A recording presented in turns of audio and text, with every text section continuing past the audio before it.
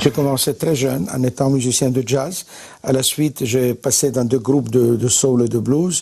Après, je passais dans la période pop et psychédélique, appelez ça comme vous voulez, avec Aphrodite Child. Ensuite, je passais dans une période de variété. C'est comme les peintres, avec les périodes vertes, jaunes, blanches. Et puis, un jour, quand j'ai voyé que j'avais plus grand chose à dire, je me suis arrêté d'enregistrer.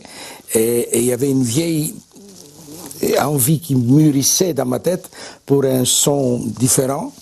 Et Mark Domenico et Little Barry, ils m'ont donné la possibilité de la réaliser. On a fait un album très pur, un album très simple, sans fioritures, dans un style précis, dans un studio mythique avec une ancienne console des années 60 que les Beatles ils ont utilisé entre autres, avec des amplis Vox et PV de l'époque pour qu'on puisse adapter la musique qu'on voulait faire avec un sound approprié. Et c'est comme ça qu'est né ce produit qui est vintage, qui est très inspiré par la musique des années 60-70.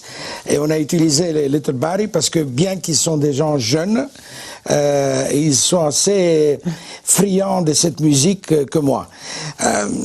Alors tout tombait bien, c'est un album d'équipe, parce que moi je crois aux équipes. Je crois que quelque chose se fait bien uniquement quand il y a une équipe qui pense la même chose et qui crée la même chose. Je suis quand même un enfant des années 60-70. Et cette musique, d'ailleurs les chansons, ils sont inspirés de là, les compositions. On a utilisé des jeunes compositeurs originaux. Et il fallait prendre tous les ingrédients qui appartiennent à ce monde.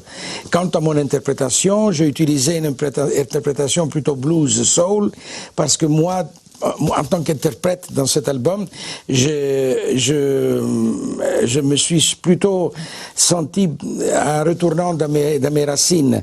Et pour moi, mes racines datent avant Aphrodite Child, là où j'étais avec des groupes de soul et de blues. Et c'est ça, Back to the Track, c'est ça, retour aux sources, à mes vraies sources. C'est une chanson politique par rapport aux groupes internationaux qui nous gouvernent, parce que la Terre est gouvernée par des groupes, par des clubs, par des lobbies. On croit que c'est le gouvernement qui gouverne un pays, alors que ce n'est pas eux. Le gouvernement, ce sont tout simplement des employés de ce grand groupe. Et ces grands groupes, ils font le plan de quand est-ce qu'il y aura une crise, quand est-ce qu'il y aura une guerre, etc. Et nous, on paye la note. Et this is why they don't give a fuck. C'est pour ça qu'ils don't give a fuck pour nous autres.